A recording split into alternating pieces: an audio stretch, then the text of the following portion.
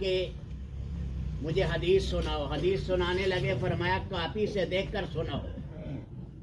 اس نے کہا کاپی تو حجرے میں پڑی ہے. تو اس کا پاؤں اس کا کرتا پکڑ لیا اور کہا ذرا پہلے زبانی سنا دو پھر کاپی دے کر وہ حدیث سنا دینا. کیا پتا اتنی دیر میں میری یا تیری ملاقات نہ ہو سکے, موت آ جائے. پھر وہ کاپی لے آئے. پہلے زبانی حدیث سنائی اور بعد میں کاپی سے دیکھ کر سنائی. یہ امام بخاری کے استاد تھے یحییٰ ابن معین, جنہیں 10 لاکھ اللہ کے نبی کی احادیث یاد تھی.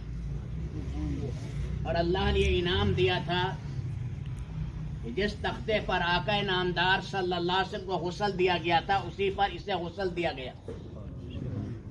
اور جس چارپائی پر آقا علیہ السلام کو اٹھایا گیا اسی چارپائی پر یحییٰ ابن معین کو اٹھایا.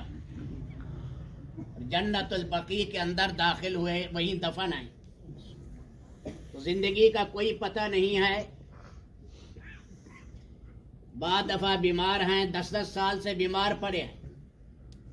اب یہ بھائی صاحب صبح نماز پڑھی ہے, اس کے بعد 10 بجے کلاس میں بیٹھے ہیں, ہلکا سا ناشتہ کیا ہے, کلاس میں گئے ہیں. تھوڑی سی طبیعت خراب ہوئی, ڈاکٹر کو بلایا. انہوں نے کہا جہانے لے جاؤ. راستے میں چوک بیتلا تک پہنچے, فوت ہو گئے 11:30 بجے.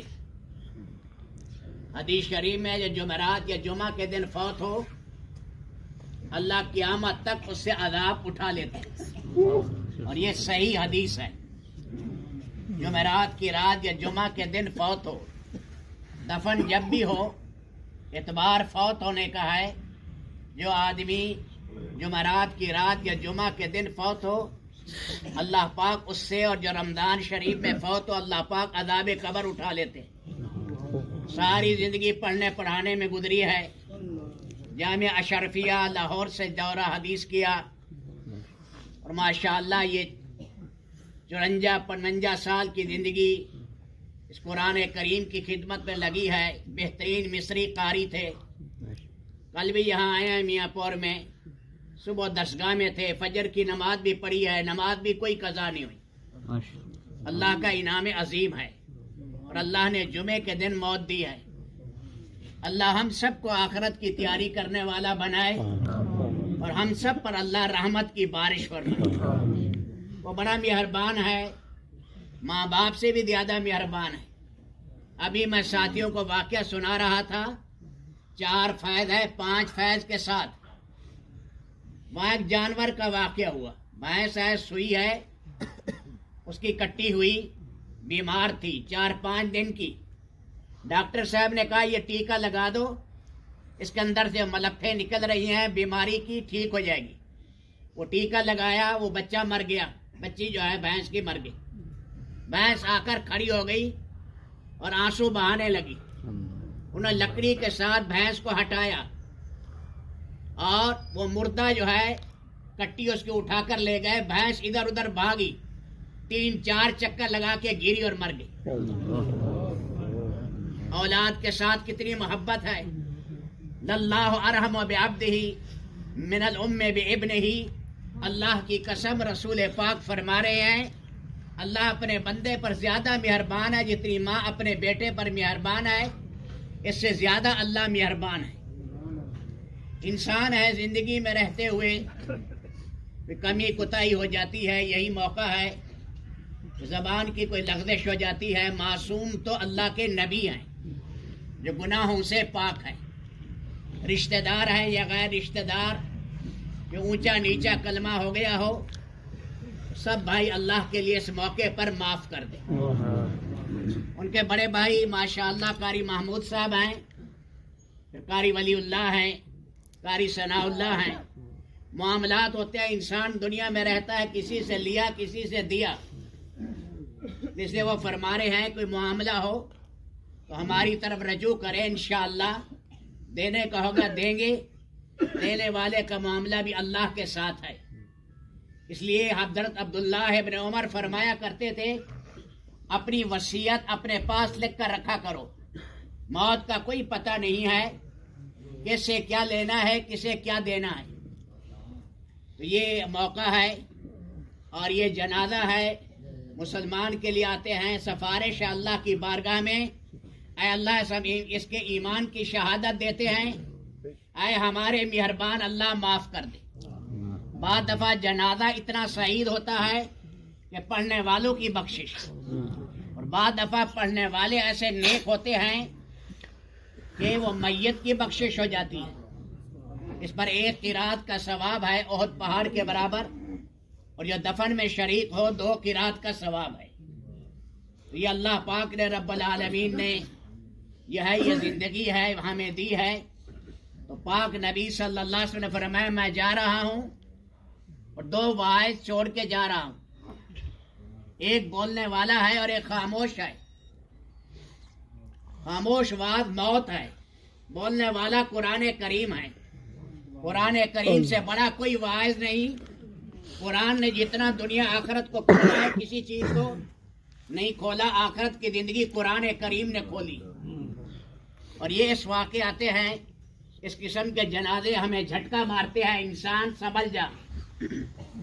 آج ہی عرض کر رہا تھا، وہاں ہمارے ہاں چوک کمارا کے قریب خاتون بھی تھی، اس کا خامند بھی تھا، موٹر سائیکل پر جا رہے ہنستے ہوئے. گاڑی تیزی سے آئی اور وہ سلپ ہوا موٹر سائیکل، دونوں میاں بیوی ختم ہو گئے. اس لیے اللہ تعالی ہم سب کو آخرت کی تیاری کرنے والا بنائے.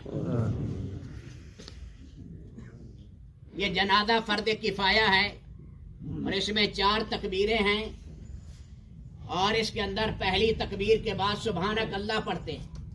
جس کو جلا ثنا آ جائے ٹھیک ہے، ورنہ نماز والی ثنا پڑھ لے. اور دوسری تکبیر کے بعد درود شریف ہے.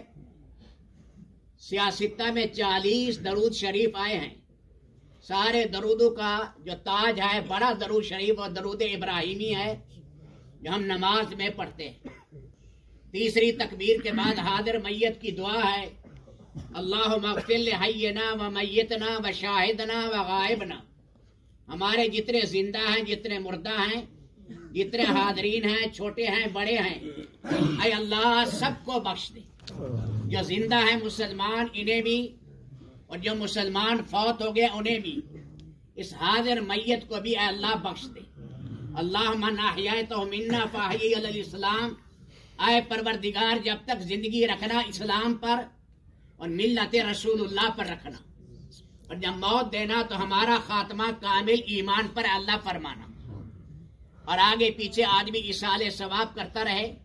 روزانہ قرآن کریم پڑھ کر اپنے بڑوں کو ایصال ثواب کرے.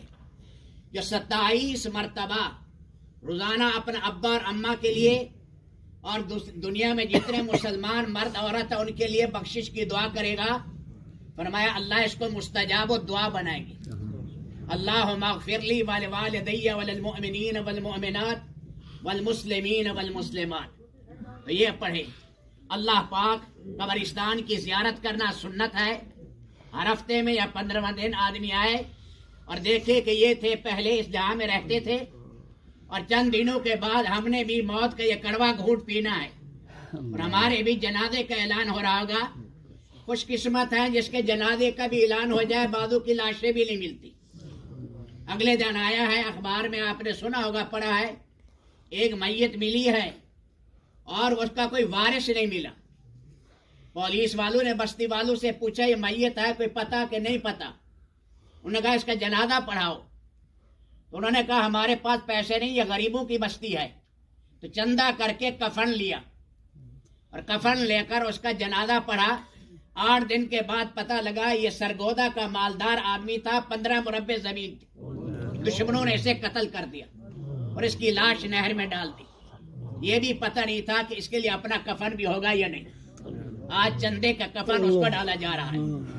اللہ تعالی ہم سب کو آخرت کی تیاری کرنے والا بنائے. اب ان کے بڑے بھائی قاری محمود صاحب جنازہ پڑھائیں گے. سارے بھائی جو ہے صفے سیدھی کر